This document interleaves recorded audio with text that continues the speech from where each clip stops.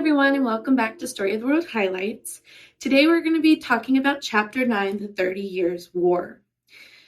So basically, the 30 Years' War can be summarized in the first paragraph of the chapter. But you will be quizzed on some of the people and places and events, so I will go ahead and break it down for you. So the 30 Years' War. We need to remember that when Charles V died, he left his brother Ferdinand in charge of the Holy Roman Empire and his German lands. Now remember, German lands means that it wasn't Germany yet. It wasn't a country as a whole. And so this area was ruled by a bunch of different German princes in the area. So hold that in your mind for a moment.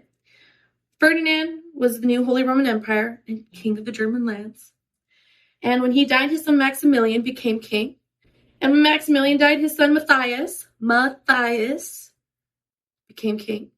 But Matthias had no kids. So who's going to become king next? The next in line was his cousin, Ferdinand II. Now, Ferdinand II's like, what? Wait, me? Okay, cool.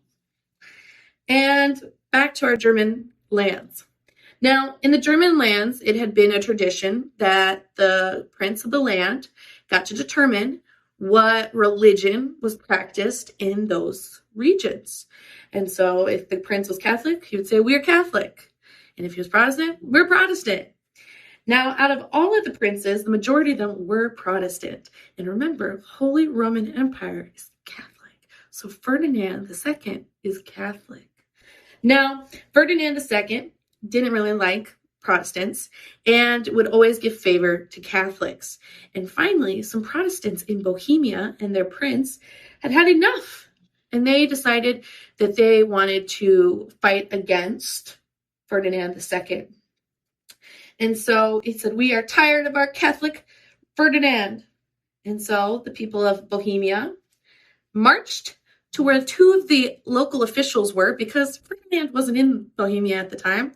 So next best thing, the two government officials were Catholic. So they went over to them and they were inside a building on the top floor. And they said, listen here, we had enough, blah, blah, blah. And the two officials were like, listen, calm down. And the crowd was not going to calm down. And they kicked them right out of the building. And that started the war. That's pretty much it. But I will still give you some more details of the specifics. And so, Holy Roman Empire. Now, it had been that the Holy Roman Emperor was given by the Pope, right? Well, now in order to keep the title, all or a majority of the German princes had to agree. This is called a diet. And so they had to agree. But the problem was 3 of these German princes were in a rebellion right now against Ferdinand, the Holy Roman Emperor. And so in order to win and become Holy Roman Emperor, he needed to get them under control again. So to do this, he needed some help. And he called on his 2 allies, Austrian king and the Spanish king. And he said, Austria, Spain, come help me.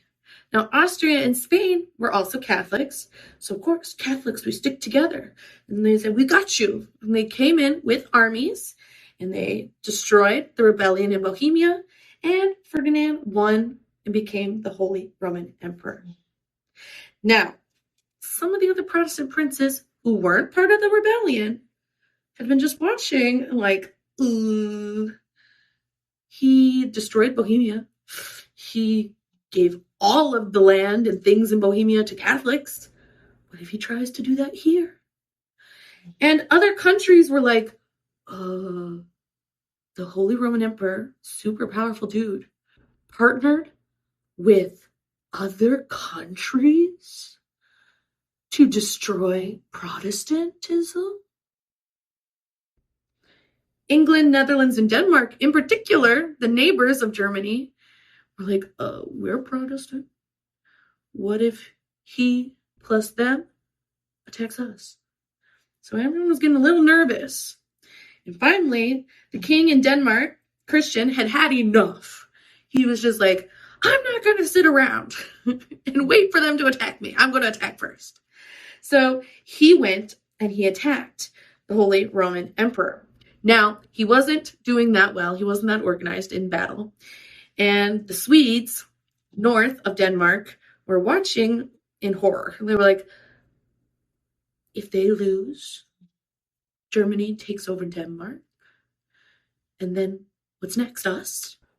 And they were not going to have that. So Sweden joined with Denmark and pushed the Holy Roman Emperor troops out of Denmark and was able to crush that. Now, a lot of war had happened and nothing had been accomplished. Land hadn't been, won. Certain people, there wasn't really winners. They were just back to where they started. And nothing was accomplished other than people dying. But this did not stop France. France watched all of this happen and said, right now, Ferdinand's weak. This is the time. I'm going to attack. And so France went and started to attack the Holy Roman Emperor. And when France started to fight, the Netherlands, Sweden, and Spain said, all right, we're in. And they jumped in too and started fighting. And all of them kept fighting. And eventually, the Holy Roman Emperor got really weak and died. And the top war minister in France got really weak and died. And finally, people are like, guys, what are we fighting about? Can we just make peace and be done already? And they were like, yeah, okay. This has been 30 years now. Let's be done. But all of them agreed to peace except France and Spain, who continued to fight for 11 more years. But at the end of the day, 30 years war, lots of people died. Nothing was accomplished. But it goes to show you that the fear of your religion being conquered by other nations with different religions was a big fear that did lead to war. So that is the summary of the 30 Years' War.